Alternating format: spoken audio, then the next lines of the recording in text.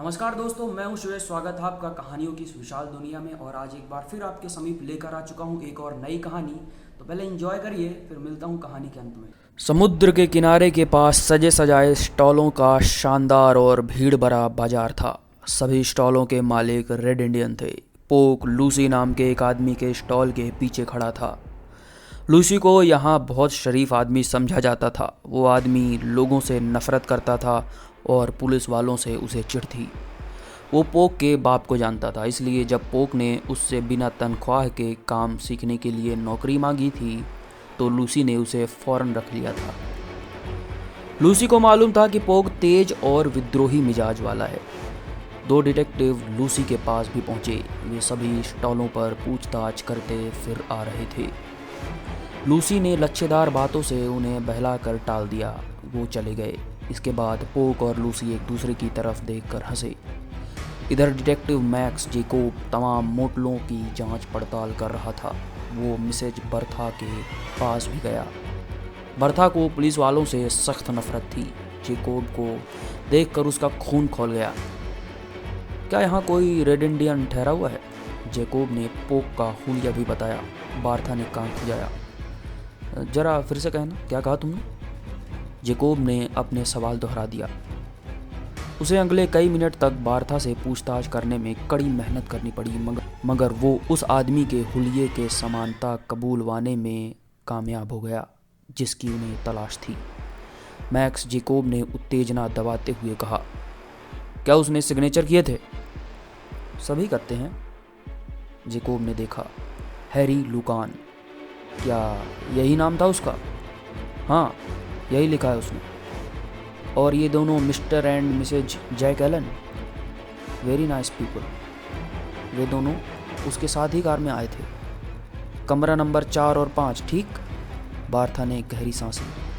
हाँ, मैं तुम्हारा फ़ोन इस्तेमाल करना चाहता हूँ। जेकोब ने फ़ोन अपनी तरफ घसीट लिया और यह ऐश्वर्यशाली 50 क्लब दोपहर बाद सुनसान पड़ा था। लेपस्की ने बोक टेहलो को खाने की प्लेट मेज पर सजाते पाया। वो छोटा, पतला और ब्राउन रंग के बालों वाला रेड इंडियन था। बोक टेहलो बावर्दी पुलिस अफसर को देखकर ही समझ गया था कि मामला गंभीर है। तुम बोक टेहलो हो? लेपस्की ने उसे पुलिसिया निगाहों से घूरा। हाँ, यह मेरा ही नाम है। मैं सार्जेंट टॉम लेपस्की, पुलिस हेडक्वार्टर से। हेंसन की याददाश्त बढ़िया नहीं है। मैंने सोचा शायद तुम मेरी मदद कर सको। Yes sir. मैंने हेंसन से पूछा था कि क्या क्लब में कभी किसी काले बालों वाले रेड इंडियन ने काम किया है, मगर उसे कुछ याद ही नहीं आ रहा था। बोक ने लेपस्की से कहा, क्या आप मेरे बेटे की बात कर रहे हैं? तुम्हारा बेटा? क्या उसने यहाँ काम किया था? हाँ, बूढ़े ने सिर हिलाया। वो मुझसे बढ़िया बारमैन है, मगर मिस्टर हेंसन ने उसकी उम्र कम होने की वजह से उसे निकाल दिया था। अब वो कहाँ है? मैं नहीं जानता सर। पिछले 4 महीने से मैंने उसे देखा नहीं है। लेपस्की ने देखा। बूढ़े बोक टेहलो की आंखों में नफरत झलक उठी थी। उसने कब तक यहाँ काम किया था? 2.25 महीने। क्या तुम्हारे बेटे और हेंसन के दरमियान कभी गलतफहमी हुई है? क्या मेरा बेटा मुसीबत में है सर? लेपस्की अब सीधा कहना और साफ सुनना चाहता था। तुमने एग्जीक्यूशनर का नाम सुना है? उसने लेपस्की की तरफ चिंतित निगाहों से देखा। यस सर, पढ़ा भी है। हमें मालूम है कि वो कातिल रेड इंडियन है। तुम्हारा बेटा किस तरह का आदमी है? बोक का रंग उड़ गया। क्या तुम समझते हो कि ये मेरा बेटा कर रहा है? मैंने ऐसा नहीं कहा। हमें ऐसे आदमी की तलाश है जो क्लब की भीतरी गतिविधियों और मेंबरों के बारे में काफ़ी जानकारी रखता है। तुम्हारे बेटे और हेंसन के बीच क्या मामला था? मैं नहीं जानता सर। उसकी कोई तस्वीर है तुम्हारे पास? नो सर, नहीं है। क्या तुम्हारा बेटा अमीर लोगों से नफरत करता था? मेरे बेटे का स्वभाव कठोर और तेज था। वो घर पर भी कठोरता बरतता था। मैंने डॉक्टर से मशवरा लिया। उसने पोक को सलाह दी थी, मगर आजकल के लड़के कब किसी की सलाह मानते ही कहाँ हैं। अपने डॉक्टर का नाम पता लिख कर दो, लेपस्की ने कहा। बोक ने डॉक्टर का नाम पता लिख कर दे दिया। क्या तुम्हारा बेटा मानसिक रोगी है? उसे कहा जा सकता है ऐसा। बूढ़े ने रुमाल निकाला और पसीना पोंछने लगा। लेपस्की ने गर्दन हिलाई और बोक को फिक्र में खड़ा छोड़कर बाहर निकल आया। वो वापसी में हेंसन से नहीं मिला। वो वापस हेडक्वार्टर जा रहा था। जब वो हेडक्वार्टर पहुंचा तो सार्जेंट चार्ली टेनर आज की घटनाओं की रिपोर्ट कॉपी तैयार कर रहा था। लेबस्की उसके सामने कुर्सी पर बैठ गया। उसने रिपोर्ट देखी और टेरल तथा बिगलर के पास जा पहुंचा और उसने टेरल को विस्तृत तफसील से रिपोर्ट दी। ओके, सुनकर टेरल बोला, तुम उस डॉक्टर विनकी से मिलो। अगर वो उस पोक नाम के लड़के से विक्षिप्त बताता है तो फिर हमें उसी की तलाश है। टेरल ने उठकर बिगलर से कहा, तुम किसी को टोहलो के घर भेज दो, उसकी कोई तस्वीर हासिल करने की कोशिश करो, मैं 50 क्लब जाता हूँ। लेबस्की वापस आया। चार्ली किसी से फ़ोन में बात कर रहा था। कौन है? लेबस्की ने पूछा। तुम्हारी पत्नी। लेबस्की ने रिसीवर ले लिया। ओह, कैसी हो बेबी? मेरा दिमाग ख़राब हो गया है, मेरा मतलब मैं अभी व्यस्त हूँ, बहुत बिजी हूँ। लेबस्की, बंदूक के धमाके जैसी आवाज़ सुनाई दी। अपनी चींची बंद करो और मेरी बात सुनो। मैंने बताया ना मैं बहुत बिजी। मैंने कहा ना मुंह बंद करो, मेरी बात सुनो, कैरोल ने सख्ती से कहा। लेबस्की के मुंह में ऐसी आवाज़ निकली जैसे साइकिल का टायर पंचर हो गया हो। चार्ली ने हंसी रोकने के लिए मुंह फेर लिया। दूसरा जासूस खांसने लगा। हाँ बोलो, मैं सुन रहा हूँ, लेबस्की शांत लहजे में बोला। मैं मेहता बिल सिंगर के पास आई थी। उसने कहा कि मुझे एग्जीक्यूशनर के संतरे के स्टॉलों में तलाश करनी चाहिए। कहाँ? लेबस्की ने हैरत से पूछा। संतरों के स्टॉल पर। मेहता बिल कहती है कि उसने क्रिस्टल बॉल, जादूगरों वाला शीशे का गोला, मैं कातिल को वहीं देखा था। संतरों की दुकान पर? लेबस्की ने सोचा, वो पाखंडी ज्योतिषी औरत उसकी एक बोतल विस्की और हड़प करके संतरों का ख्वाब देख रही होगी। और फलों के स्टॉलों पर खरीदारों की भीड़ थी। लूसी अपने स्टॉल से चला गया था और पोक को छोड़ गया था ताकि पोक संतरे बेच सके। थोड़ी देर बाद चक आया। दूर से आंखों ही आंखों में इशारे हुए। मैदान साफ का इशारा पाकर चक पोक के पास आया। मैंने $500 हासिल कर लिए हैं, चक ने कहा। क्या लड़की ठीक चल रही है? पोक ने पूछा। हाँ, कल उसे मेहनत करनी होगी। कल 5 जगह से $500 उठाने हैं, पोक ने बताया। 5 जगह से $500? चक सोच रहा था। $2500।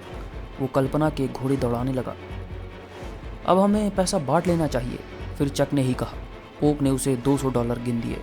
वो संतुष्ट होकर एक तरफ बढ़ गया। Police chief Tyrol. जब 50 क्लब पहुंचा तब इत्तेफाक रॉडनी ब्राजस्टीन दिखाई दे गया। ब्राजस्टीन क्लब के संस्थापक सदस्यों में से था, एक प्रसिद्ध वकील और जाना माना रईस। वो ब्रिज का बहुत अच्छा खिलाड़ी था। दोनों ने हाथ मिलाया। यहाँ क्या कर रहे हो कैप्टन? जानकारी चाहता हूँ, टेरल ने कहा। चलो तुम्हारी कार में बैठते हैं। दोनों कार के पास आए। ब्राजस्टीन ने दरवाज़ा खोला। वाह, बहुत अच्छी कार है, टेरल ने तारीफ़ की। Air condition, TV, heater, telephone. क्या चाहते हो कैप्टन? टेरल ने उसे विस्तार से बता दिया कि वो क्या जानना चाहता है। पोक टेलो? हाँ, मुझे याद है, वो आकर्षक लड़का। चक्कर यह था कि हैंसन उसका गलत प्रयोग करना चाहता था, इसलिए वो यहाँ से भाग गया। मेरे दिमाग में भी ऐसी ही बात थी। मिसेज बाउलर का पोक से कभी झगड़ा हुआ था? करीब 3 महीने पहले या शायद उससे भी पहले। उस चुड़ैल बाउलर ने टोहलो से अपनी कुतिया को पेशाब करवा कर लाने का हुक्म दिया। उस वक्त वो खुद शराब पी रही थी। पोक ने साफ इनकार कर दिया तो उस चुड़ैल ने पोक टहलो को गंदी हबशी कहा। उसके बाद क्या हुआ? टेरल ने लहजे में उत्सुकता थी। उसके बाद क्या हुआ? टेरल के लहजे में उत्सुकता थी। क्लब के 3 मेंबर और उस वक्त मिसेज बाउलर के साथ ब्रिज खेल रहे थे। उन्होंने डांट कर टोले से कुतिया को ले जाने और खामोश रहने के लिए कहा था। वे 3 कौन थे? टेरल जानता था कि कोई भेद खुलने वाला है। मैक्यूएन, रिडल और जेफरसन लेसी। टेरल ने सिर हिलाया। बात समझ में आ गई। कौन सी बात? 4 में से 3 मर चुके हैं, चौथा जेफरसन की बारी है। मैं उससे बात करूंगा। उसका कमरा क्लब में ही है। मैं अभी तुम्हारी उससे मुलाकात करवा देता हूँ। चलो, टेरल ने कहा। लेकिन हॉल वेटर ने बताया कि लेसी आधा घंटा पहले जा चुका है। दोनों सोचने लगे, वो कहाँ जा सकता है? और जेफरसन लेसी इस वक्त शहर के रेलवे स्टेशन के टेलीफोन बूथ के कॉइन बॉक्स के नीचे $500 वाला लिफाफा चिपका रहा था। यह एग्जीक्यूशनर का हुक्म था और एग्जीक्यूशनर की कलेक्टर मैग बेझिझक एक्सलासियर होटल की लॉबी में गई। जहाँ फर्स्ट क्लास टूरिस्ट ठहरते थे। उसे वो बातें याद आ रही थी जो कल रात उसे चक ने बताई थी। बेबी, तुम्हें कल 5 जगह से $500 उठाने हैं। उसके बाद? मेग ने फिक्रमंदी से पूछा था। उसके बाद? अचानक चक की आवाज़ धीमी और राजदराना हो गई। उसके बाद हम दोनों $2,500 लेकर भाग निकलेंगे, उड़नछू हो जाएंगे। सच? मेग खुश हो गई थी। उसे काले बालों वाले पोक के साथ काम करना शुरू से पसंद नहीं था। वो सोचती थी कि पोक उन्हें किसी लंबे लफड़े में फंसा सकता है। ये सब कल की बातें थी। इस वक्त वो होटल की लॉबी के फ़ोन बूथ से लिफाफा निकाल रही थी जो टेप से चिपका हुआ था। लिफाफा निकालकर मेग ने बैग में रख दिया और ब्यूक के पास गई। चक ने दरवाज़ा खोला और मेग उसके बराबर की सीट पर जा बैठी। मेग ने बैग से लिफाफा निकाला और चक की जांघों पर रख दिया। कोई दिक्कत? नहीं। चक ने लिफाफा खोला। मेग उसे देख रही थी। चक ने डॉलर गिने और बोला, अब रेलवे स्टेशन। थोड़ी देर में ही कार तेज रफ्तार से दौड़ रही थी। फिर चक ने कार रोकी। ओके बेबी, जाओ। मेग फ़ोन बूथ की कतार तक गई, उसके कॉइन बॉक्स के नीचे से लिफाफा लिया और वापस आकर स्टेशन के गेट पर इंतज़ार करने लगी। 1 मिनट में ही ब्यूक उसके सामने आकर रुकी। मेग झपट कर उसमें सवार हो गई। चक ने फ़ौरन कार स्टार्ट कर दी। काम अच्छा है, वो बोला। कार उसने एक सुनसान जगह पर रोक दी। लाओ दो। मेग ने उसे लिफाफा दिया तो चक ने खोल कर देखा। हमारे पास $1,000 हैं, अभी काफ़ी पैसा बाकी है। चक ने लिफाफा ग्लोब कंपार्टमेंट में रखा और जेब से एक कागज़ निकालकर मेग को दिया। यह कागज़ उसे कल पोक ने दिया था। एटलन होटल, बूथ नंबर 4, चक बोला था। उसने कार स्टार्ट कर दी। 10 मिनट बाद मेग बूथ की तरफ जा रही थी। वापस आकर उसने लिफाफा चक को दिया। चक ने चेक किया। 2 और फिर हम भाग जाएंगे। उसने लिस्ट देखी। पहले एयरपोर्ट, बूथ C, उसके बाद grey house bus station, booth number 5। जल्द ही उनकी कार एयरपोर्ट पर रुक रही थी। जल्दी करो बेबी, मैं यहीं इंतज़ार करूँगा, चक बोला। वो बूथ C के पास गई। एक आदमी बूथ में था और फ़ोन कर रहा था। उसके निकलने के बाद मेग अंदर गई। उसने कॉइन बॉक्स देखा, वहाँ कुछ नहीं था। मेग ने घूमकर नंबर देखा। शीशे के दरवाजे पर C ही लिखा था। वापस आई तो चक ने कार स्टार्ट करते हुए कहा, ओके? नो।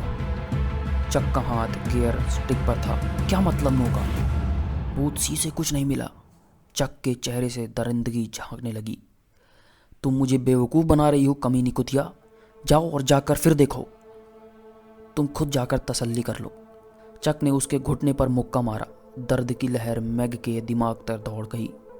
जाओ और जाकर दोबारा चेक करो, वो गुर्राया। मेग वापस गई। पहले उसने बूथ C को चेक किया, फिर बारी बारी सभी बूथ बारीकी से छान मारे। उसने यह भी परवाह नहीं की कि कोई देख रहा है या नहीं। आखिरी बूथ में एक आदमी फ़ोन कर रहा था।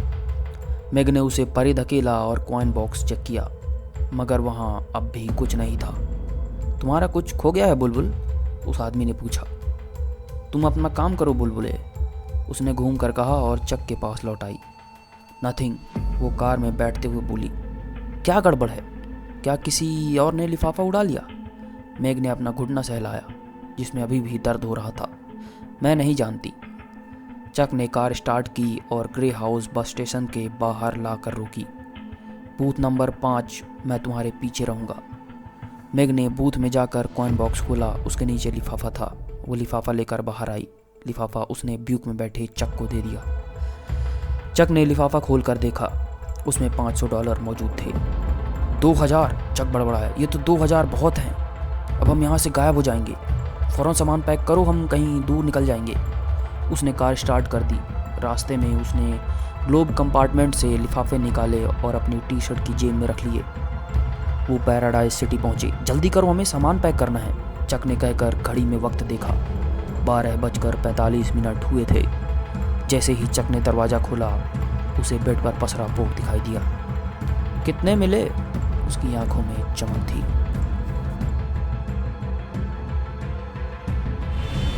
तो दोस्तों, आपको कहानी कैसी लगी? अपने विचार कमेंट बॉक्स पर ज़रूर प्रकट करें, और कहानी अगर अच्छी लगी हो तो लाइक करें और चैनल को भी ज़रूर सब्सक्राइब करें। Thank you.